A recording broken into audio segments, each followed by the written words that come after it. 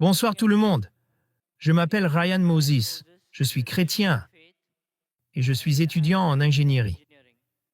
Alors, voici ma question. Monsieur, selon l'islam, il est dit que Jésus et Muhammad étaient tous les deux prophètes. Mais ce qui m'interpelle, c'est que le prophète Jésus, en plus d'avoir fait des miracles, il est né miraculeusement et n'est toujours pas mort. En plus, il a un rôle super important à jouer le jour du jugement contre le Dajjal. Du coup, vous ne trouvez pas que cette préférence qu'Allah lui donne le rend un peu plus qu'un simple prophète? Le frère Ryan a soulevé une question très intéressante. Il a mentionné que dans l'islam, Jésus-Christ, paix sur lui, et Muhammad, paix sur lui, sont tous deux considérés comme des prophètes de Dieu. Mais en comparant leur vie, on remarque que Jésus-Christ, paix sur lui, Isa alayhi salam, a eu une naissance surnaturelle, puisqu'il est né miraculeusement, sans intervention masculine, et qu'il n'est toujours pas mort. Ces deux caractéristiques ne le rendent-elles pas supérieur au prophète Muhammad, paix sur lui? Avant de répondre, je voudrais préciser une chose. L'islam est la seule foi non chrétienne qui fait de la croyance en Jésus-Christ, paix sur lui, un article de foi.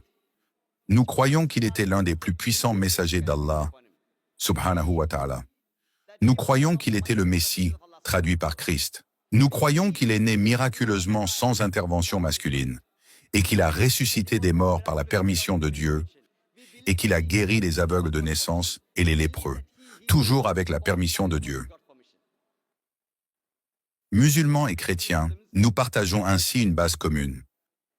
Cependant, il existe une différence majeure. Malheureusement, beaucoup de chrétiens pensent que Jésus-Christ, paix sur lui, a prétendu être divin, qu'il serait Dieu Tout-Puissant. Pour revenir à la question initiale, si le prophète Jésus, paix sur lui, est né miraculeusement d'une mère sans père, cela ne le rend-il pas supérieur au prophète Muhammad?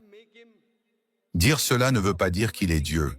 Si vous dites que Jésus est supérieur ou que vous prétendez qu'il est Dieu parce qu'il est né miraculeusement sans père, Allah dit dans le Coran, dans la sourate Al-Imran, chapitre 3, verset 59, « Inna mathala Isa indallah ka mathali Adama khalaqahu min turab, thumma qala lahu kun fayakun. » La similitude de Jésus, paix sur lui, aux yeux d'Allah, est la même que celle d'Adam.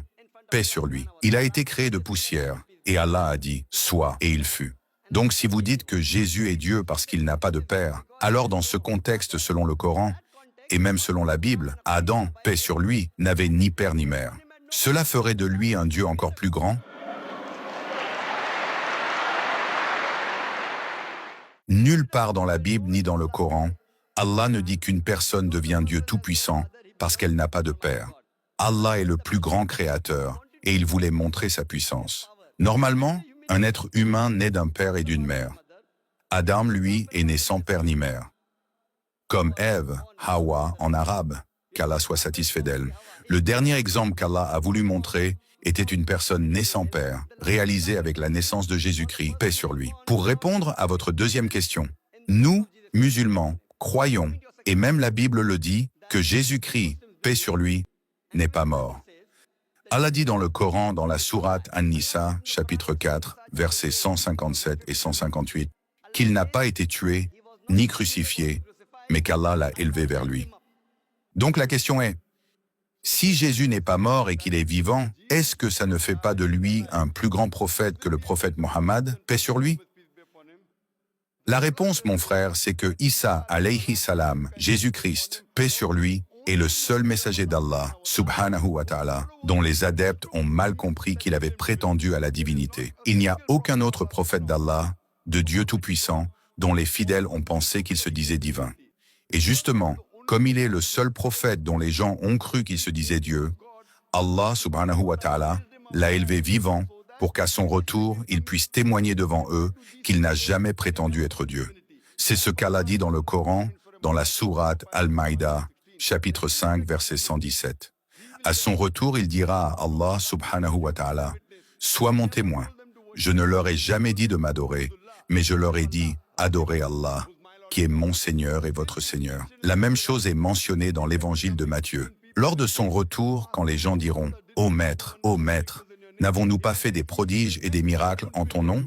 Il leur répondra, « Hommes malfaisants, je ne vous connais même pas, partez d'ici. » Donc, Allah subhanahu wa ta'ala a élevé Jésus-Christ vivant, mais au moment de son retour, il n'apportera aucun nouveau message, car le prophète Muhammad, paix sur lui, est le dernier et ultime messager, comme Allah l'a mentionné dans le Coran, Sourate Al-Ahzab, chapitre 33, verset 40.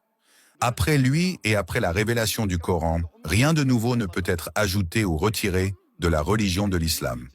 Jésus viendra en tant que membre de la communauté de Muhammad, sallallahu alayhi wa sallam. Il viendra non pas pour apporter un nouvel enseignement, mais simplement pour témoigner devant les gens qu'il n'a jamais prétendu à la divinité et qu'il est bien le messager d'Allah, subhanahu wa ta'ala.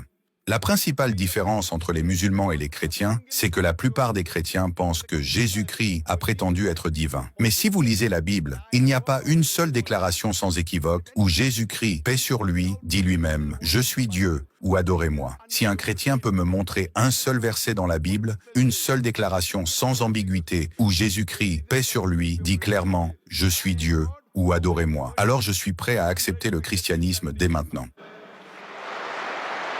Je ne parle pas au nom des autres musulmans, mais moi, je mets ma tête sur la guillotine. En réalité, si vous lisez la Bible, Jésus-Christ, paix sur lui, a dit lui-même, dans l'évangile de Jean, chapitre 14, verset 28. « Mon Père est plus grand que moi ». Dans Jean, chapitre 10, verset 29. « Mon Père est plus grand que tous ». Dans Matthieu, chapitre 12, verset 28. « Je chasse les démons par l'Esprit de Dieu ». Dans Luc, chapitre 11, verset 20. « Par le doigt de Dieu, je chasse les démons ». Et encore dans Jean, chapitre 5, verset 30. Je ne peux rien faire de moi-même. Comme j'entends, je juge, et mon jugement est juste, car je ne cherche pas ma volonté, mais la volonté de mon Père. Quiconque dit « je ne cherche pas ma volonté, mais celle de Dieu Tout-Puissant » est musulman. Donc la Bible nous montre que Jésus-Christ, paix sur lui, était musulman. Il n'a jamais prétendu être Dieu, et c'est bien mentionné dans le livre des Actes, chapitre 2, verset 22. « Hommes d'Israël, écoutez ceci. Jésus de Nazareth, un homme approuvé par Dieu parmi vous, par des prodiges, des miracles et des signes que Dieu a fait par lui, et vous en étiez témoins. Jésus-Christ, paix sur lui, n'a donc jamais prétendu être divin, mais il était l'un des plus grands messagers d'Allah, subhanahu wa ta'ala. Alors mon frère, êtes-vous convaincu que Jésus n'est pas Dieu? Je n'ai jamais dit que Jésus est Dieu. Je voulais juste savoir la position de Jésus dans l'islam. Je n'ai jamais dit que vous avez dit que Jésus était Dieu. Je vous pose une question. Êtes-vous convaincu que Jésus n'est pas Dieu? Oui, j'en suis convaincu. Mais je veux juste savoir sa position dans l'islam. Frère, je vous ai dit pendant ma longue réponse que nous croyons que Jésus est l'un des plus grands messagers de Dieu. Aucun musulman ne peut être musulman s'il ne croit pas en Jésus. Paix sur lui. Un musulman ne peut pas être musulman s'il ne croit pas en Jésus, que la paix soit sur lui. Nous croyons qu'il est l'un des plus puissants messagers de Dieu, mais il n'est pas Dieu. Donc, croyez-vous que Jésus, paix sur lui, n'est pas Dieu? Oui. Et croyez-vous que le prophète Muhammad est aussi un messager de Dieu? Je crois que Jésus n'est pas qu'un simple prophète. Il est plus qu'un prophète.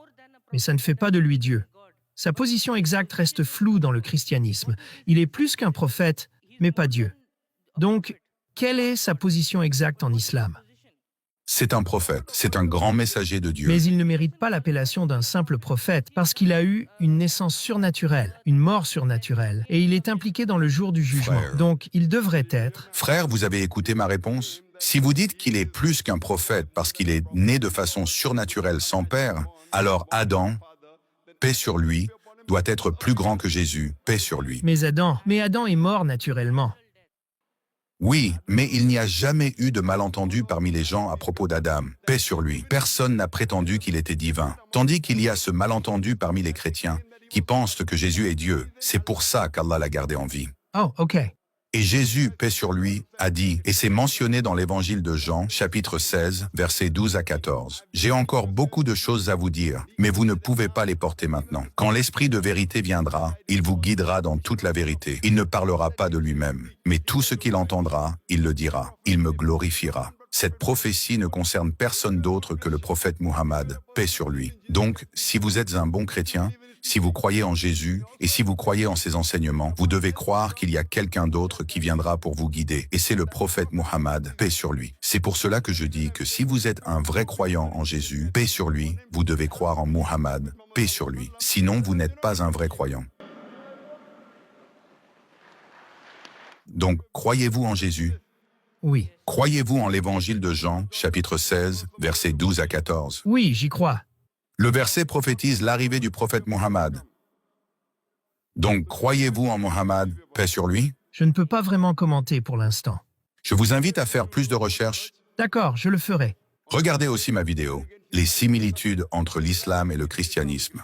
Oui, je vais le faire. Merci beaucoup, Zakir Naik. N'hésitez pas à prendre l'abonnement pour soutenir la chaîne YouTube. Cela vous permettra d'avoir une traduction gratuite d'une vidéo de Zakir Naik de votre choix, ainsi que des vidéos traduites réservées uniquement aux membres, comme celle expliquant pourquoi les pays musulmans sont en retard comparés aux pays occidentaux, vidéos très intéressantes, et les vidéos publiques en avance. Merci pour votre soutien.